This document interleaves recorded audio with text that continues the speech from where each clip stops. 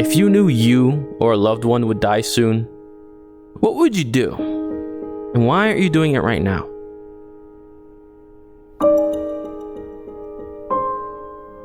I Want to Eat Your Pancreas is the most beautiful piece of media I've ever seen.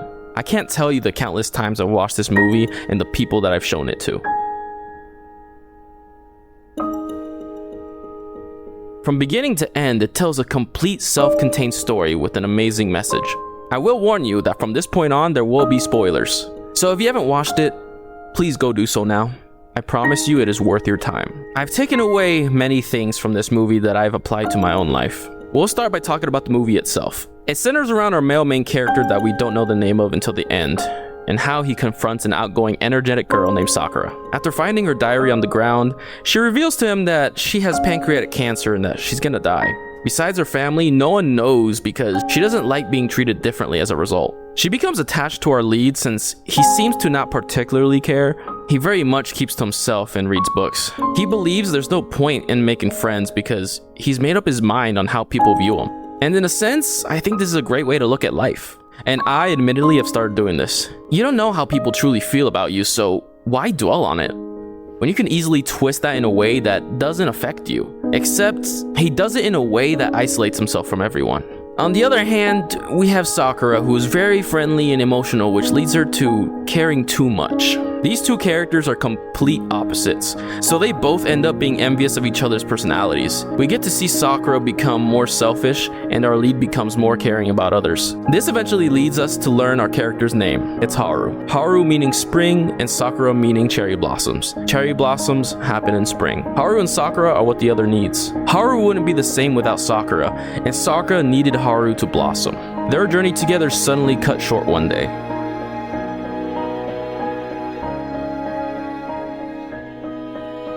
After finding out that her time has been cut short due to her illness, she's finally discharged and Haru's relieved and looking forward to seeing her for once. The health scare finally gave him the reality check that he truly cares for her, and he wants to cherish their time together. However, hiding in the background are subtle hints of things happening in this world, things neither of them control.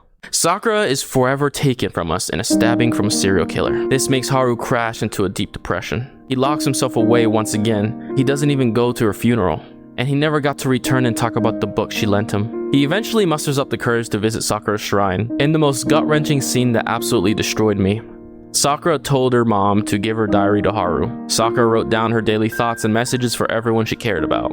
For Haru, she reveals everything she felt and just how well she knows him. How she noticed why he never said her name, because he was worried of making her real and becoming attached. Which I'll admit hit hard because I do the same thing due to people constantly coming and going in my life. So she started doing the same thing, to see if he would notice. She tells him how she looked up to him, and even though she was falling for him, this is the one scene that I will say I don't quite understand. There's a scene that I can't imagine is real, but she jumps on Haru's back and he turns around in shock, looking almost as if they're about to kiss, which I think is up to interpretation. Let me know what you think in the comments. Because ultimately, I don't see this movie as a romance. I understand why anyone else would, and you're free to feel that way. Although I think it's much deeper than that. They have a bond that's more than friends, but not lovers. She even says as much herself. They just have a special bond that connects them together. I think all of us should look at relationships more objectively. Sometimes, your special connection doesn't have to be romantic.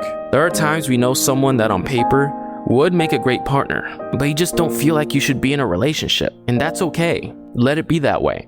In the end, Haru decides to live for both himself and Sakura. In a way, they became one. Sakura asks for Haru and her best friend Kyoko to become friends. When she finds out about Sakura's illness, she proves Sakura right when she starts saying all that stuff they should have done, which Sakura didn't want. Haru and Kyoko do end up becoming friends, and Haru has newfound confidence, probably from his fresh new haircut. He no longer sees Sakura's death as sad and proceeds to talk to Sakura and Kyoko as normal at a resting place, and even says that Sakura's waiting at her shrine. This shows us the reality that everything is finite. Expect it or not, anything can be taken at any moment. This puts life into perspective, that we're no different from Sakura and Haru. They thought she would pass in a year or so. Short, but predictable. We're the same. Even if everything is going well and perfect, the world can change in an instant. So, we shouldn't live dependent on what we have, not on how much or little time we have, not on what we have or don't have, because tomorrow, it can all be changed.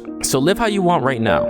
Don't put anything off. Take advantage of your current situation regardless of where you're at. Don't focus on what you can't do, but on what you can. You can't run a 5-minute mile if you've never ran. You can't run a mile if you can't run. If you can't run, walk. If you can't walk, crawl. If you can't move, get someone to help you. We all have the capabilities of doing anything. This movie means a lot to me, so I really hope you guys took something out of this. I know I did. If you ended up watching this video and haven't watched the movie, I hope this persuaded you to go watch it. I know this movie changed my life. I watched it many, many years ago. I don't know how long it's been, and it still impacts me to this day. Party God, out.